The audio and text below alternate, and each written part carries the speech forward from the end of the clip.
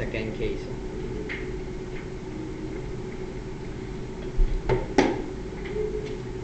Now the manager of an audit client has resigned from the company and joined the audit firm as an audit manager. Now he's part of the assurance team that's auditing back the same company. So what issue do we see here? Now, this guy has been the manager in that company, and now he's left that company and joined the audit firm and become an audit manager, and now he's in the audit team auditing the same company. So when you come back and audit the same company, now there could be a risk of self-review threat. There could also be a risk of familiarity threat. Okay. Now, first of all, if you look at self-review, that we do not know that when you say you are a manager, what manager are you? Whether you are like HR manager, IT manager, accounts manager, so which manager we're not sure. Okay. So if you are a manager, if previously the manager has involved in financial reporting function, okay, depending on what manager, as I say. So if previously that manager is involved in reporting function, obviously when now you come back and do the audit, you will have chance that you're going to evaluate your own work. Okay, then it's likely that you will audit your own work. Now of course, when you audit your own work, you may not be objective, you probably may not be truthful enough to reveal problems because you want to cover up for yourself, you see. Now of course, this is one issue we have. Now even if you are not involved in the reporting function previously, but when you come back now, you still have a risk to do with familiarity threat, because you will still be close with your ex-colleague. And being close with them, because you've worked together with them for years, for a period of time, you might be in the position of trying to protect them, okay? That you just might want to protect them. For example, we say covering up whatever misstatement in the financial statement. Okay, so this is a problem that you might have. So that's a familiarity threat. Okay, now usually when in an audit, if we have threats, then we also need to take a solution, a precaution step that we can mitigate the threat so they become insignificant. Now, like for cases like this, usually what we need to do is we need to make sure that when the manager joined the audit firm, he's not allowed to do the audit for at least 2 years. Okay, so 2 years from the day he left this company, he must not join and do the audit again. So that is basically how we protect the objectivity of the firm. Now we call this as a safeguard. So I just put here that you should stay away for 2 years. Okay, dot dot dot. So stay away means you must not audit this company for 2 years. Alright.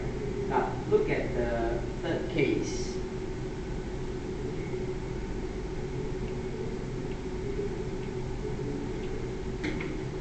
Okay.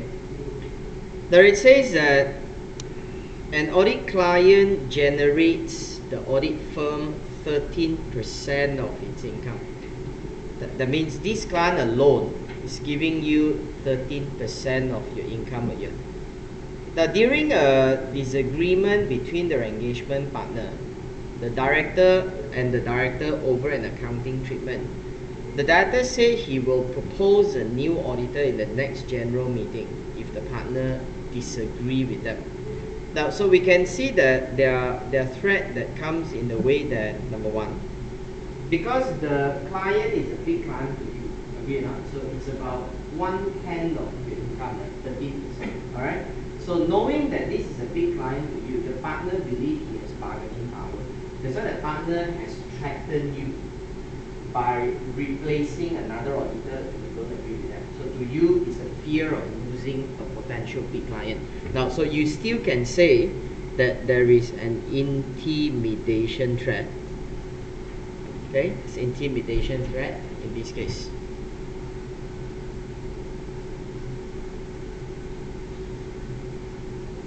And obviously, the capability of the client threatening you is because they know it's a big client to you, so that you are afraid of losing a lot of money.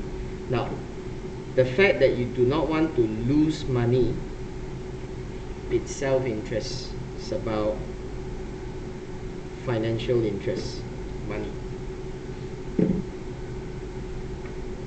Okay, but first of all, auditor is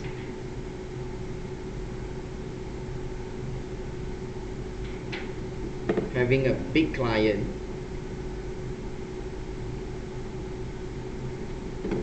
Okay, auditor is having a big client because the client is giving you about 13% of the income, and being a big client, you are afraid of losing them. Okay, so you don't want to lose the client.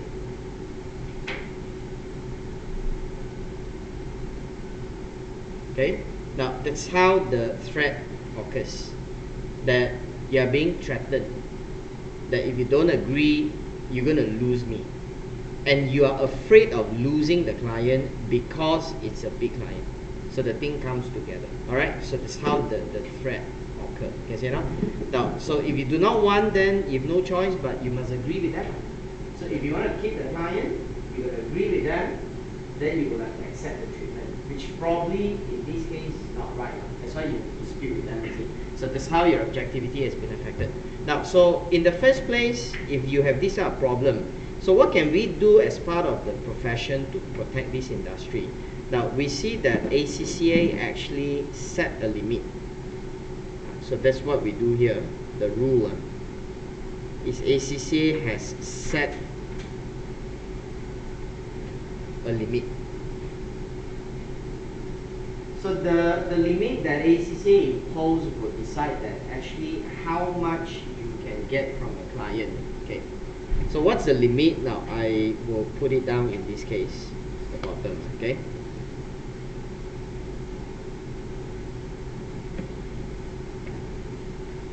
Now maximum recurring fee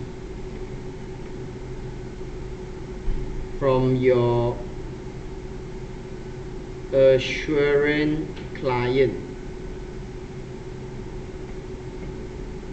of a group of clients. Okay. Now the fee we say are recurring. Now what do you mean by recurring? Recurring are those engagements that you believe they will be repeating one. Okay, the word I use is repeating. I mean you will do it again and again and again and again. So if every year you need the service, we call that as recurring. Now example, audit, tax, secretarial services. These are all examples of recurring in nature. You don't do it once, you do it every year. Okay. Now anything that they are able to recur, then you can use it to threaten. You understand? Huh? Now if you only do one off, you cannot threaten, because I do it one time, then next year no more audit, so I can't threaten. But if this job I need to do again and again and again, then I can always come back and tell you that now you're not happy, I'm not happy, next year I give it to another person. Now, so you can use that as a basis of threatening. You see now? So it must be recurring. Now, so the recurring fee from this assurance, now it must be assurance. But only when you're in assurance, then you need to look after your objectivity. If not, then it's not important. So that's why you must be doing things like audit. Then you must watch out that the recurring fee can only be 15% of the firm's income. Okay? So if you have a client, that one particular client alone is giving you about 20% income a year, then this is not right anymore. You have violated the rule set by ACCA, which obviously that being an ACCA, the firm can be punished. So ACCA can serve you a warning letter. So ACCA can of course withdraw your membership for not following the rule. Because now say of course in Malaysia we don't apply this kind of rule, is because Malaysia the regulatory body is MIA. So MIA has its rule to do with fee also, but this percentage is different. Okay. Now so not only that the rule is 15% alone, there's two limits. Now 15% is generally for all other clients, that except if you have a client that they are listed,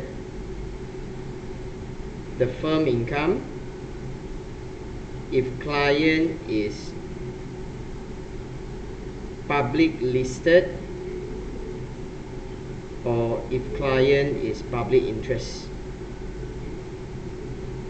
Now that's the limit that we see over here. Okay. Now so in the case that we notice in this example just now, they only mention that the fees is 13. Okay, so it's quite subjective in this case, because number one, you only tell me that you generate 13% of the income. You're not telling me whether the income that you generate is recurring fee or non-recurring fee. Now maybe 13%, 8% could be recurring, 5% could be one-off. So it's very critical to know that is it recurring. This is one. Then number two, you only say that this is a client. You did not actually mention whether this client is it public listed or not. So it makes a lot of difference. So by just looking at the case, I can't tell you that there's a violation or not. But perhaps by looking at the amount, maybe the threat is getting significant. Now so again, see this percentage that they set here are referring to the maximum. That's why the firm will need to observe and make sure that you don't exceed them. Now, but what if your fees are getting large, but you've not exceeded? For example, let's say my limit is 15, but right now the level is 13, which means I'm very close to the limit. Now, although I didn't exceed, but still the problem is that. So that's why, as part of a safeguard that we do over here, as part of the safeguard, if you believe that the fees are getting big enough, you will need to have another partner to review the audit.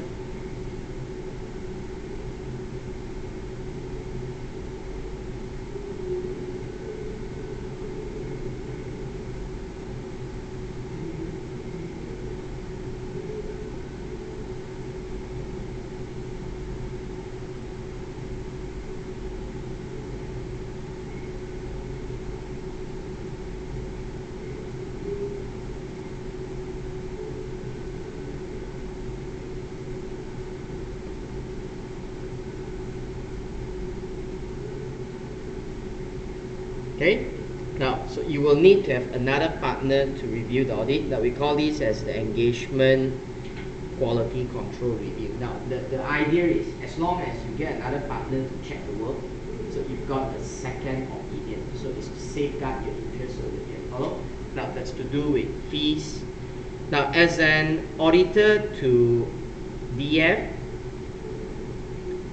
it has your firm to be its referee in a tender to bid to secure a large contract.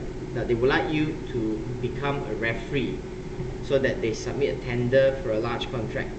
Now, the requirement for successful bid include healthy financial position, and the company believe your firm is fully aware of its financial details, so it's in the best position to do so.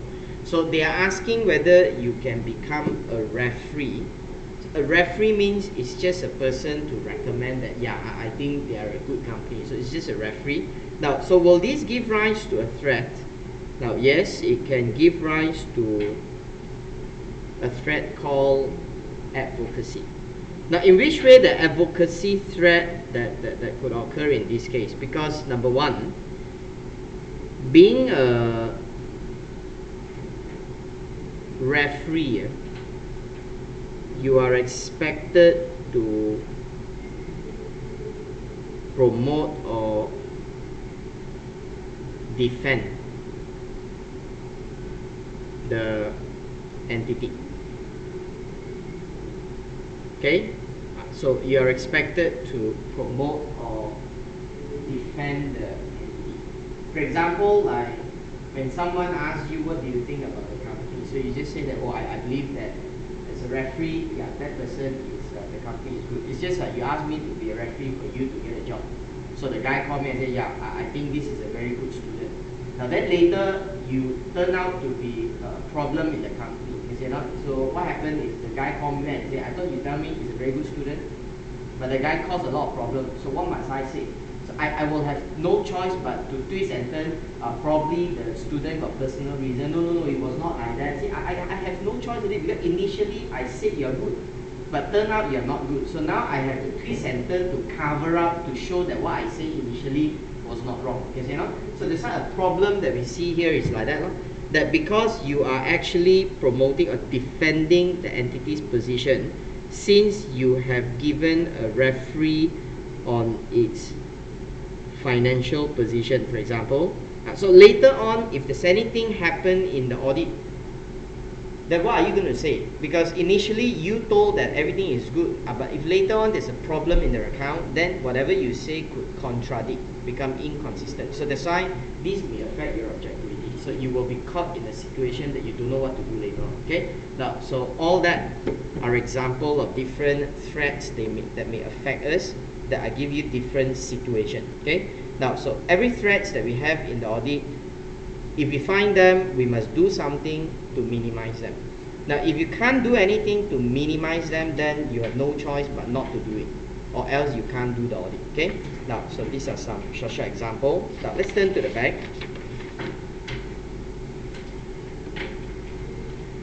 Okay. Right, we look at a longer case over here, which can normally be exam question. So exam question standard.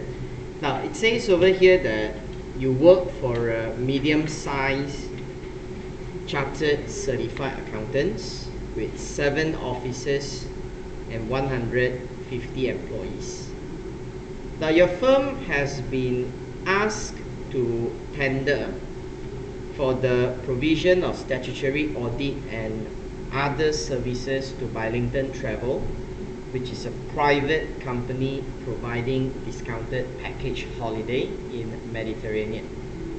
Now the company is growing fast and would represent a substantial amount of fee income for your firm. The finance director has explained to you that the company would like the successful firm to provide a number of different services.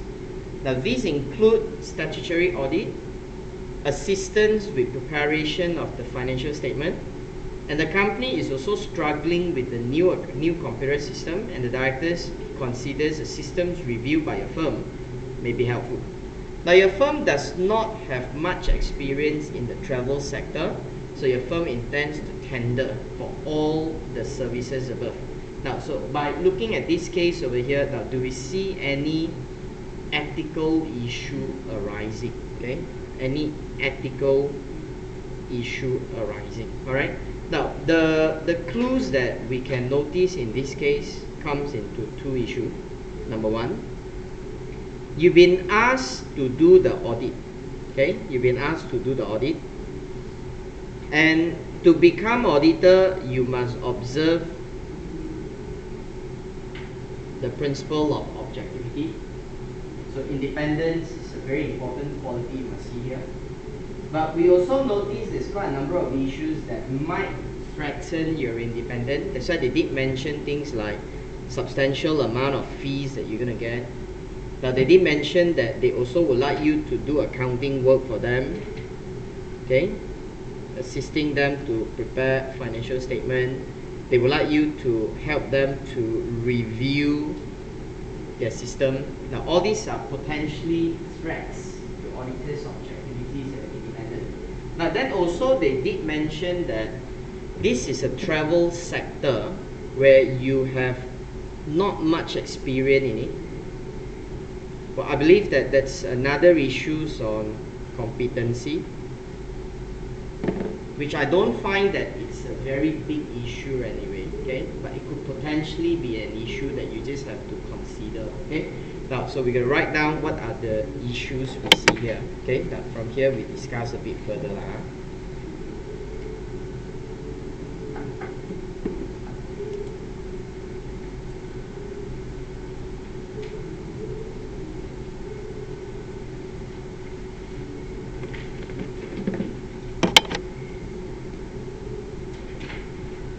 Okay. Now, issues on bilingual travel. Okay, I will cover on the professional competence first, since it's a very small issue.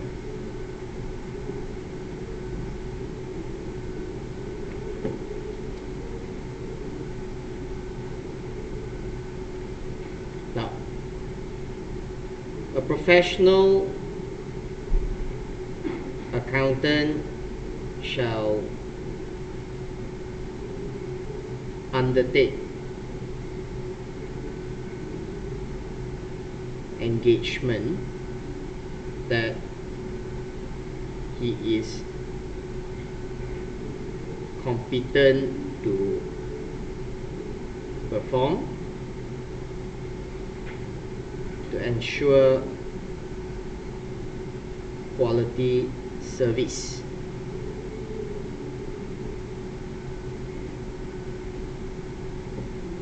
Can be offered to his client. Okay. Now the reason why competency is a fundamental principle is because of quality. You must be able to give quality to your client. Now, but the case mentioned that you do not have much experience in travel sector. Cannot.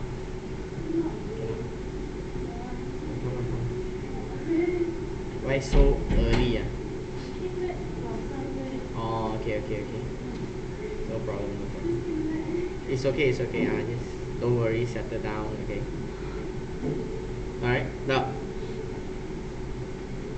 Okay, so the issues here is they did mention that you do not have much experience. So lacking experience is an indication that you are lacking competency. Alright? So in this case, Bilingual is in a travel industry.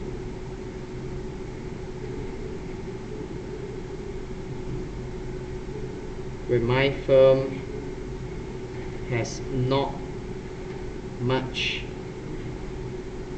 experience in it.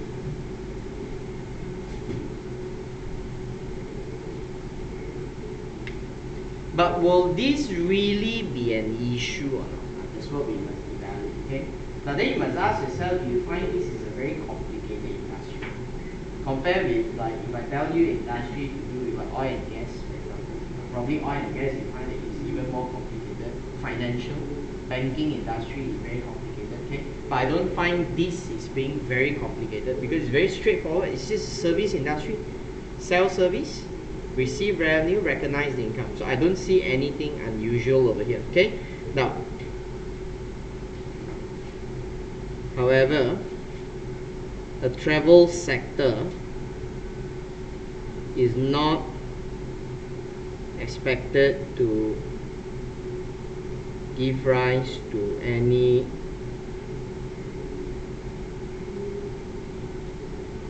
complicated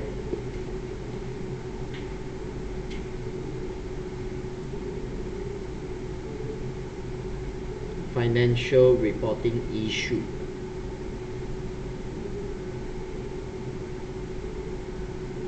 Hence, lacking experience should not deter my firm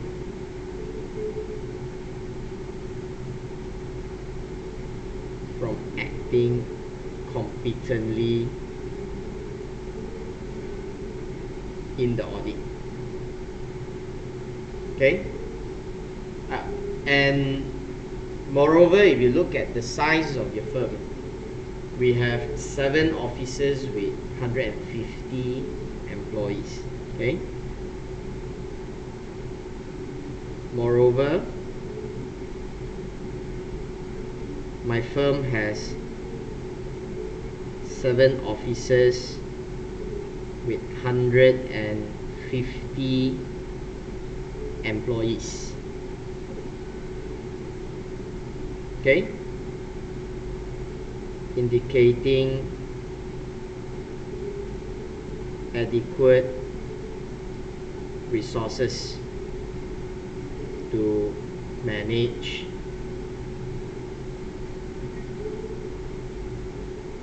this engagement.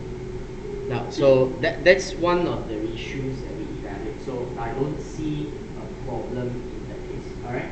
Now, so this is the first thing, because they touch on the point that you have not much of experience. Now, what is more that we have to come in is actually issue on objectivity. All right. Now, so issue concerning objectivity and independent.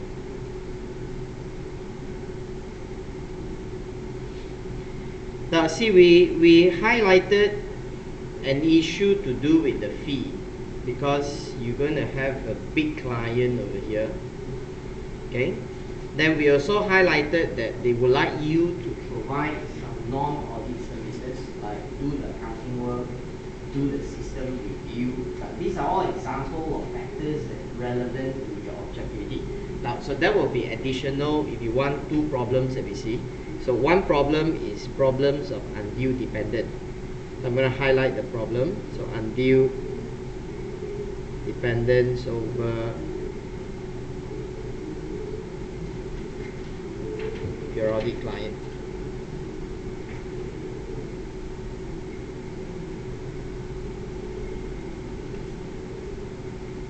Okay, now it's a medium size, it's a private company. Okay, so this is a private company, so we know the limit. All right, now first of all, they tell us Burlington would like successful firm to provide various audit and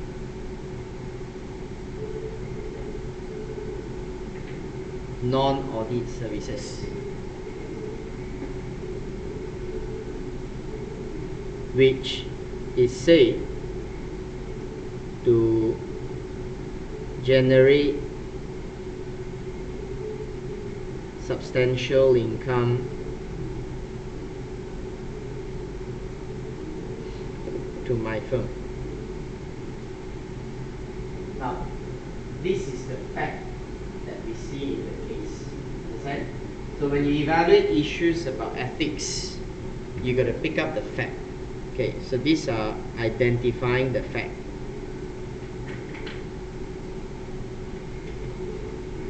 So what threat is this? That's why you learn that there are 5 different threats: the self-interest, self-review. So you must tell me that what threat is this. Okay, so we're going to mention over here that this is source of self-interest, or we can say financial interest trap.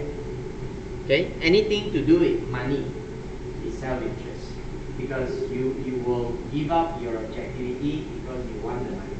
So that's why it's a self-interest trap. Okay, now, so we got to explain a bit about the threat. Okay, you explain a bit about the threat. So if you want to explain, that means you need to elaborate on this issue. Okay, you elaborate on this issue. So what is it that we can elaborate over here regarding this threat? Like example, what are those rules that we learn that will be relevant to the issue about fees? Now we just mentioned about example, the limit that ACCA imposed. Because you're not, so we know that ACCA has imposed that the maximum recurring fee from an audit client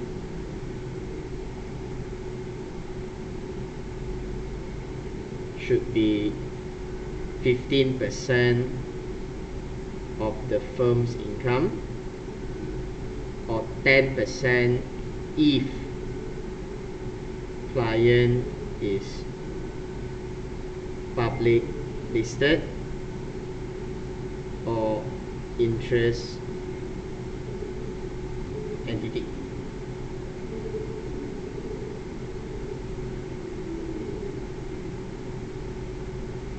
Okay, now Burlington is a private company, so the maximum limit shall be 15. Okay, so you identify the case. Now they also mention the work that they want you to do. Okay, now of the services required, audit and accounting are recurring in nature, while system review is not. Okay, so you must pick up from the facts that in this question they did mention what work that they want you to do. So they want you to do audit, account, system review. Now system review, you just do it one time. You just evaluate the system, then tell them system no problem. That's why this is one-off. Now these two will be actually recurring. Okay, so care must be taken to monitor that audit and accounting fee shall not exceed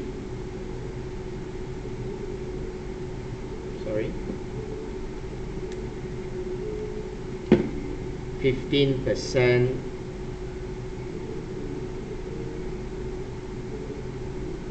of the firm's income.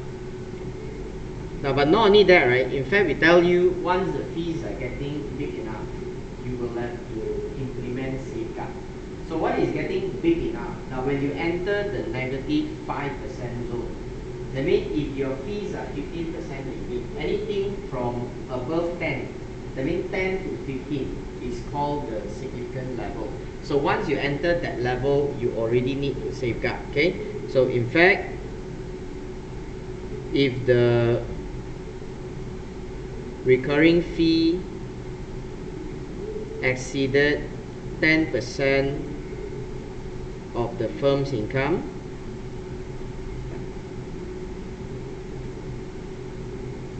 an additional partner not involved in the audit shall review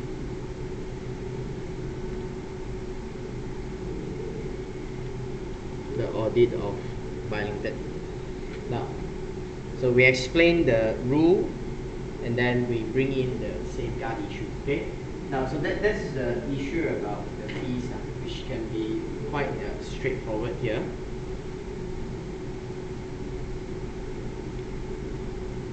Okay, so besides issues on the fees, they tell us that they want us to do various non-audit work. Now, that itself is a problem to us, so I'll put it down as the next issue.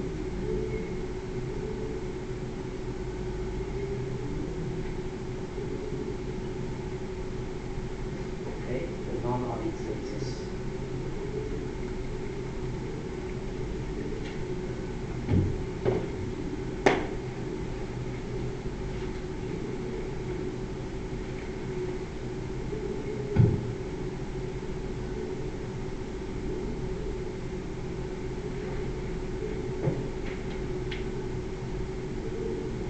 Okay, now, see, what we see from the case is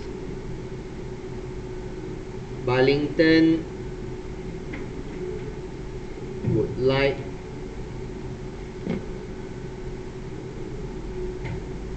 its auditor to provide accounting and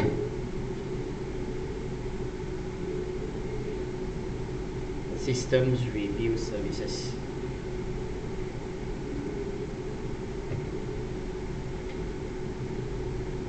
Okay. Now, see, in some cases,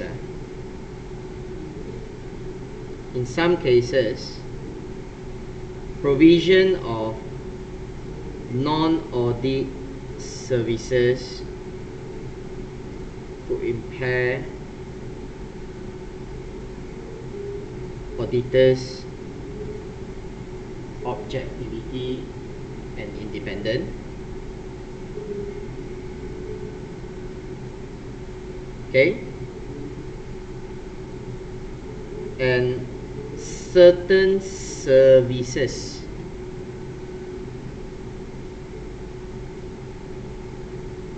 can create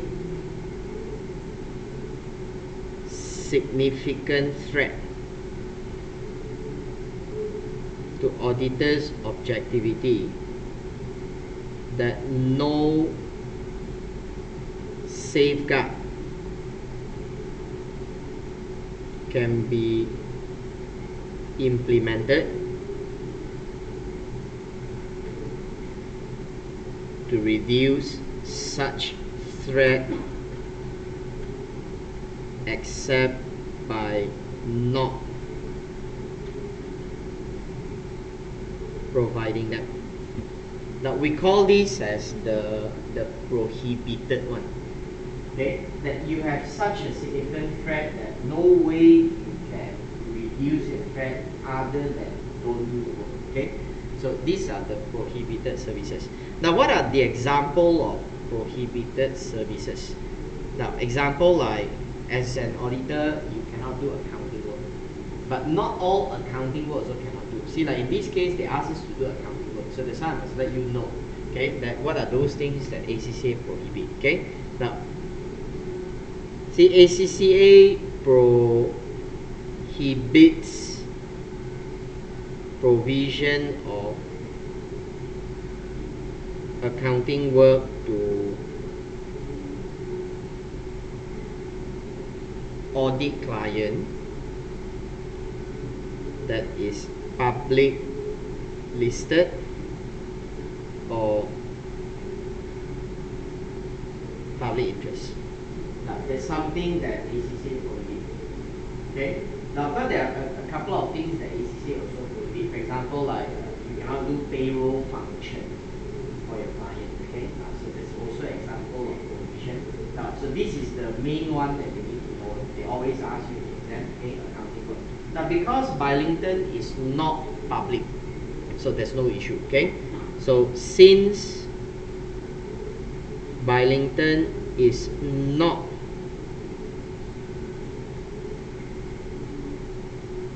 a public entity,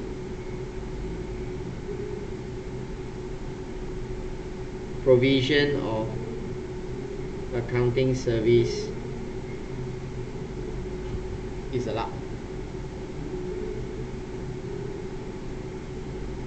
Now, although it's allowed, okay, the system review service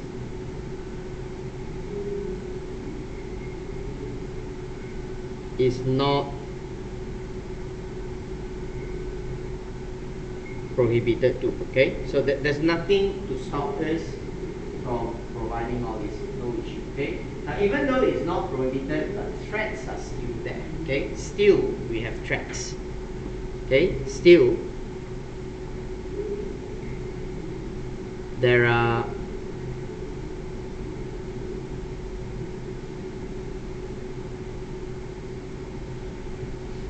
self-review threat,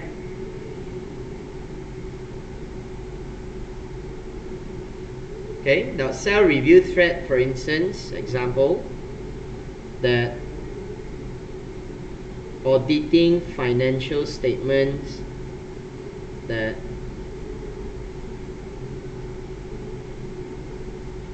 auditor prepares. That's self-review threat, as well as risk of the audit personnel exercising executive role on behalf of Burlington. Now, what do you mean by exercising executive role on behalf of Burlington? So executive role means when you start to make decision, okay? You start to make decision on behalf of Burlington. So these are where cases, right, you help them to decide on their policy, okay? So you tell them how the design of the control that you want. So all these could be the problems that may affect your objectivity. Now, you can do, but the threat is still there. That's why you still need safeguard. So that's why what kind of safeguard that we need to implement.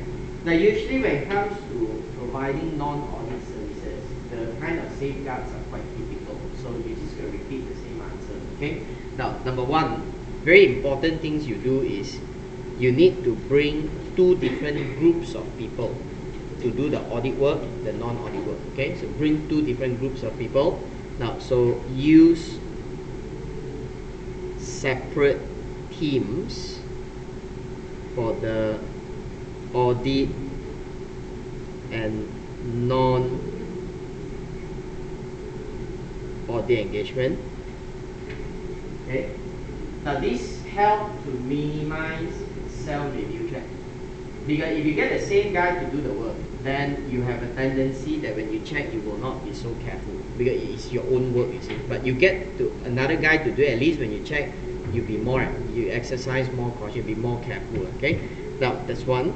Now, number two, see, the risk of executive role occurs is when you do not know clearly your responsibility. So that's why we will have to make sure that you must use engagement letters to specify clearly responsibilities of client and the management. Okay, so it's very important so that they know that what they need to do and what you need to do. So you specify very clearly. Now, number three, you must give very clear direction to your audit personnel, refraining from making decision on behalf of your client. Okay, so it's very important. So give very clear direction so that the staff will not make decision on behalf of the client. And always we say, the moment that when threats are getting significant, what you do is you must have another partner to review the work. Okay, so you must have a peer review. That is the same point, so I don't need to write the whole thing again. Okay, so get another partner to review the audit. Alright, so these are the issues that what we see here, how we safeguard this kind of threat. Okay, now so this serves as the answer to this issue.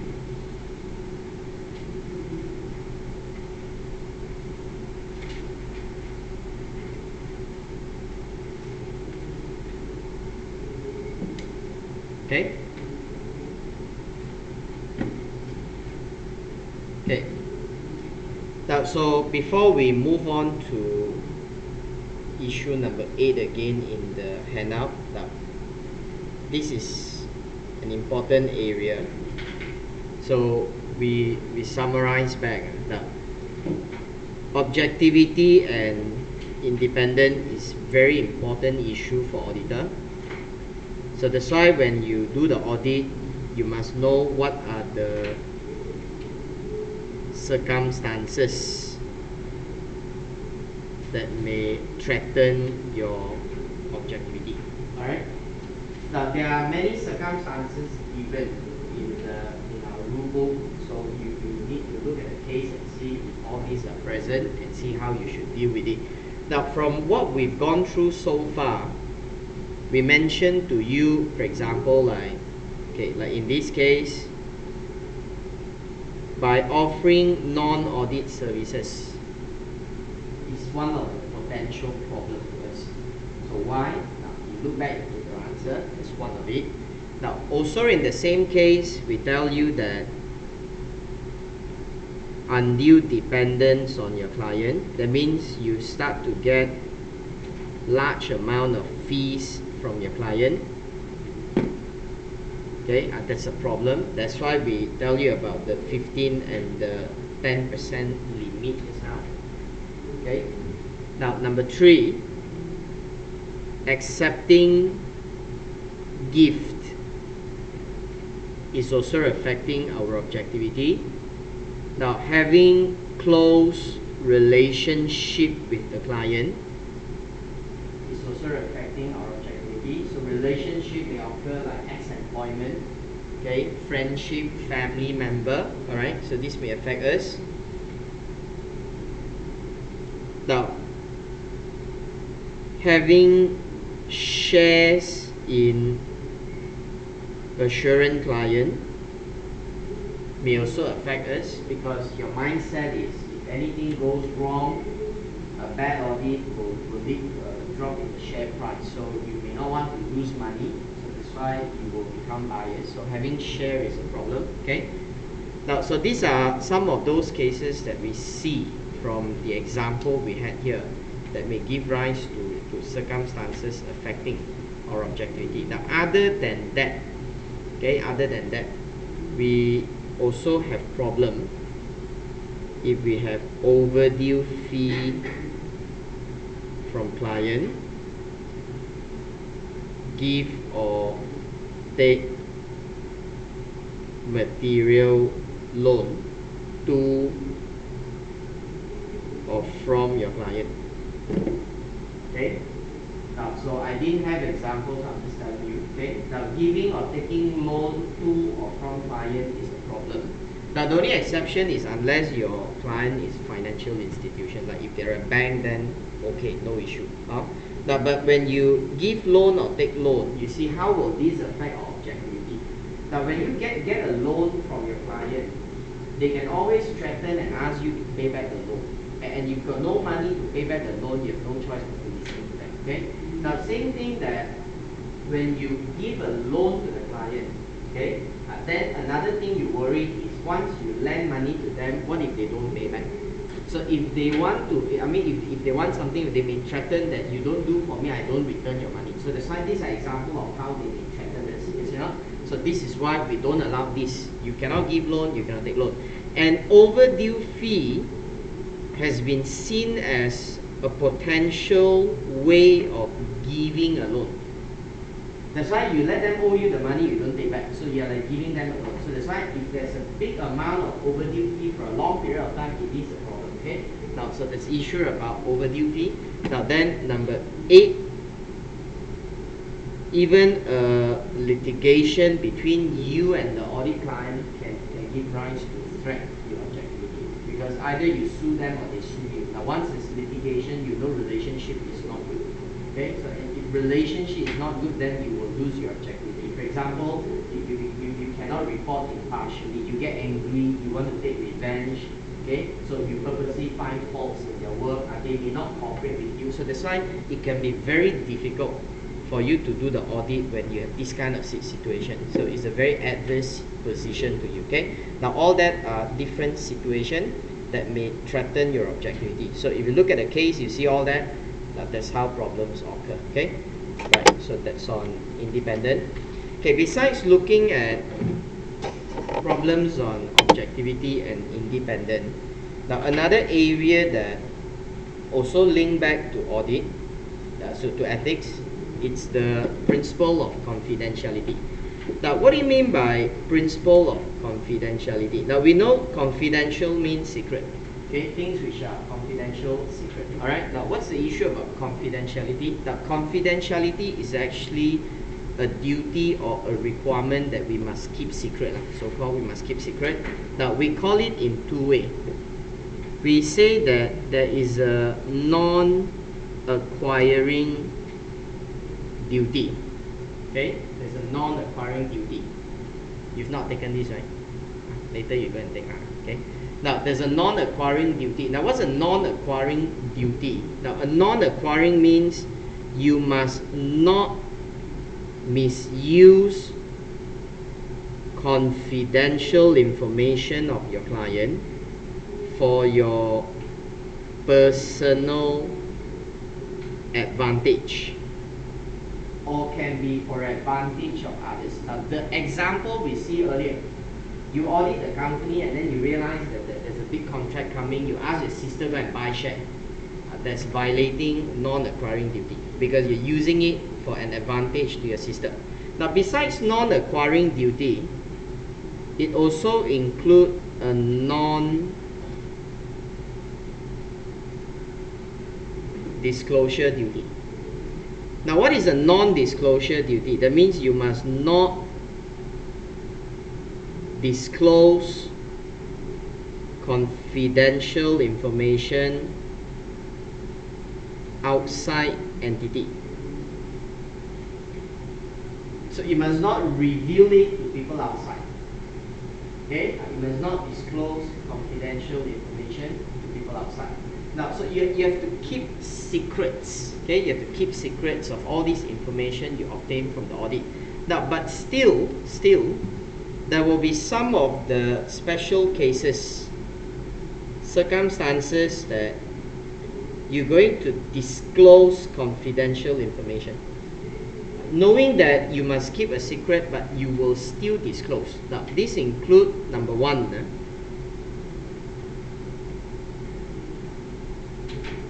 when it is consented by client. You have the permission. Okay? Now, of course, the straightforward issue is when we give you a permission. So you ask for a permission, is it okay for us to disclose the information? Okay? Now, so this is one. Now, but there will be cases that we will not ask for permission. Okay?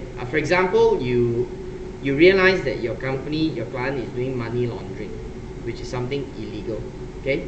So you wanted to go and report to the government that this client do money laundering. Now, are you going to go and ask them for permission? Can I go and report you? Of course, they say no, right? That's why there's certain thing is too obvious for us to ask for permission. So there are cases that we will override duty of confidence. That means we will disclose without getting consent. Okay? But you must be very careful when you want to make disclosure without getting consent. Because the moment you disclose secret, you are said to have breached a contractual term. Now, although you didn't specify this in the contract, but duty of confidence is an implied duty. So you could have breached a contractual term that they can sue you. They can take action against you. So that's why you must see that in that instance, will you be liable? Are you being protected in the law? Now, that's why normally we tell the auditor that before you do anything, it's best that you seek legal advice first of all. Okay. Now, so if you look at the rule book,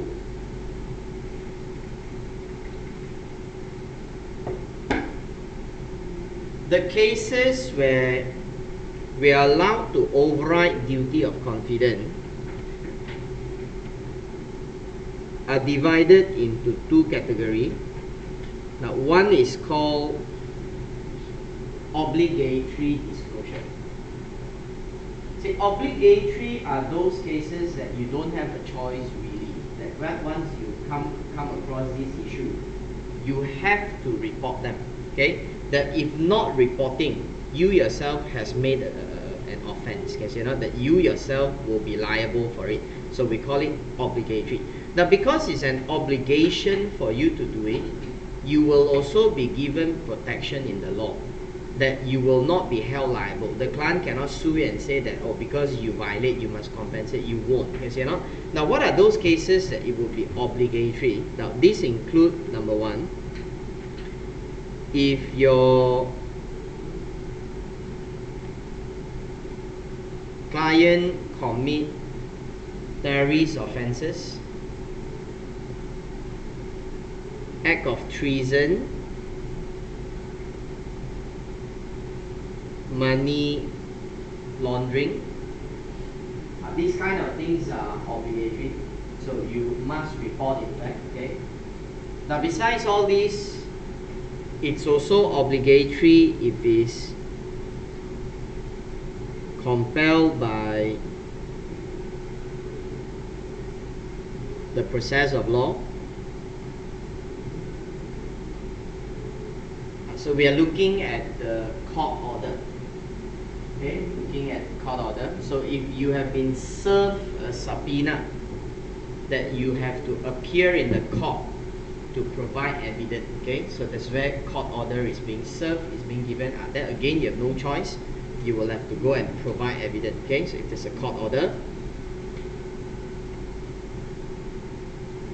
Now, depending on the country, you may have whistleblowing requirements of the law. Like for example, auditor of a listed company may need to make disclosure to Securities Commission if they have detected fraud. Okay, so that there's law in your country that put a requirement that you have to disclose things. Okay. Number 4, to disclose relevant information to people like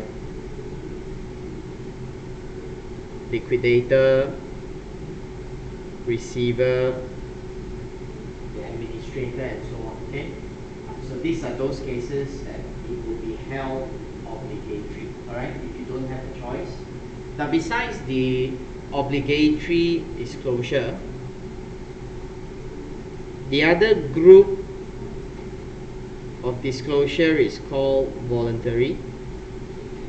See, the fact that they call it voluntary gives us an impression that you have a choice. You want to do also can, you don't want to do also can, but it's not really a choice. Whereas voluntary is more suitable to say that they fall into a grey area. That it's not so certain, not so clear cut, that you're not even sure that you should do it or you should not do it. That end of the day, you better make a choice yourself to decide whether you want to do or not. Okay, so that's why they put it voluntary. So protection is not so immediate. Okay, now one of the example that we always say is voluntary is when you disclose a matter under the ground of protecting interests of the public. Okay, so we call it as public interest account. So protecting the interests of the public. Now see, the issue about protecting interests of the public is what? Now we do not know what is the meaning called public interest. So that's our problem. Okay, that there's no definition of what is the meaning called public interest. So sometimes making a disclosure may not know whether is this really public interest or not. So if you disclose and it is not public interest, you may not get the protection. If it is public interest, then yes, you might get a protection. But the question is whether it is or it is not. And number two, you must disclose to the right person. So if you disclose the wrong party, then again the problem that we face is you will still get sued, you still face with litigation. So that's why you must know that is it public interest, and you must disclose to the right party. Now that's very, very important. Okay. Now besides looking at public interest, okay, now another example which is very good that we can use as voluntary is cases that you want to protect members' interests.